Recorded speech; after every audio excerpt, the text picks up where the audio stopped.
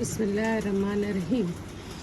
جو اللہ سے ملاقات کی توقع رکھتا ہے اس سے معلوم ہونا چاہیے کہ اللہ کا مقرر کردہ وقت ضرور آنے والا ہے۔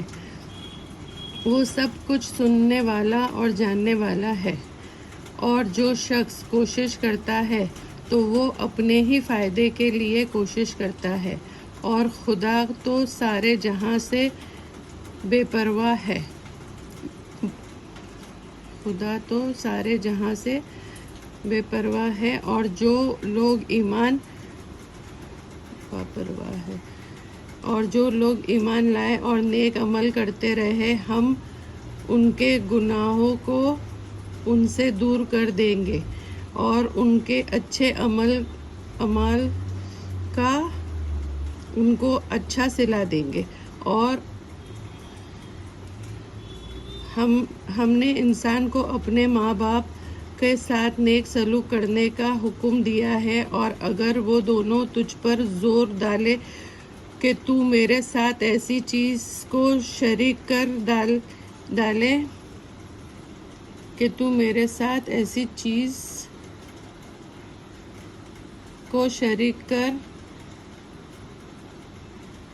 ڈالے جس کی کوئی دلیل تیرے پاس نہ ہو، تو تو ان کا کہنا نہ مان۔ تم سب کو میری طرف لوٹ کر آنا ہے، تو میں تم کو بتا دوں گا جو تم کرتے تھے۔ اور جو لوگ ایمان لائے اور کام اچھے کیے، ہم ان کو نیک لوگوں میں شامل کریں گے۔ اور بعض لوگ ایسے ہیں جو کہتے ہیں ہم اللہ پر ایمان لائے، پھر جب ان کو خدا کے راستے میں کوئی تکلیف پہنچائی جاتی ہے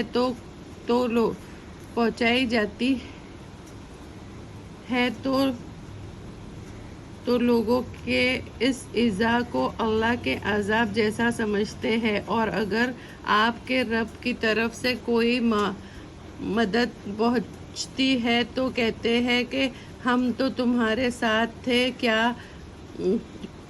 کیا جو تمام عالم کے سینوں میں ہے اللہ اس سے واقف نہیں؟ اور اللہ ضرور معلوم کرے گا ان کو جو سیدھے مومن ہے، اور منافقین کو بھی معلوم کر کے رہے گا۔ اور کافر مومن سے کہتے ہیں کہ تمہارے طریقے کی پیروی کرو، تم ہمارے طریقے کی پیروی کرو، ہم تمہارے گناہوں کا بوجھ اٹھائیں گے۔ حالانکہ وہ ان کے گناہوں کا کچھ بھی بوجھ اٹھانے والے نہیں ہیں۔ کچھ شک نہیں کہ یہ جھوٹ ہے۔ یہ اپنے بوجھ بھی اٹھائیں گے اور اپنے بوجھ کے ساتھ اور بوجھ بھی اٹھائیں گے، اور جو جھوٹی باتیں یہ بناتے رہتے ہیں، قیامت کے دن اس کے بارے میں پرسش ہوگی۔ اور ہم نے نوح کو ان کی قوم کی طرف بھیجا تو وہ ان میں سارے 900 برس رہے۔ پھر طوفان نے ان کو آ پکڑا اور وہ لوگ ظالم تھے۔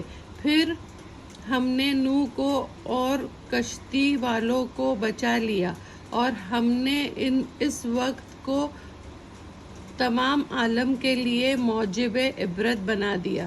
اور ابراہیم کو بھیجا جب انہوں نے اپنی قوم سے کہا اللہ کی عبادت کیا کرو اور اسی سے ڈرا کرو، یہی تمہارے لیے بہتر ہے اگر تم سمجھدار ہو۔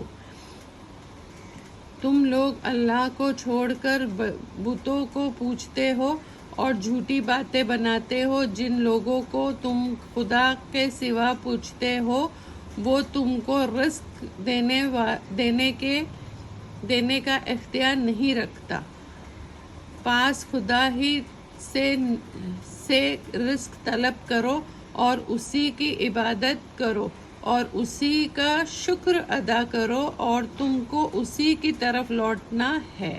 اگر تم میری تکذیب کرو تو تم سے پہلے بھی امتیں اپنے رسولوں کو جھٹلا چکی ہے۔ رسول کے ذمے تو صرف سنانا اور صاف طور پر پہنچا دینا ہے۔ کیا انہوں نے نہیں دیکھا کہ اللہ کس طرح خلقت کو پہلی بار پیدا کرتا ہے، وہی ان کو دوبارہ پیدا کرے گا۔ یہ اللہ کے لیے بہت آسان ہے۔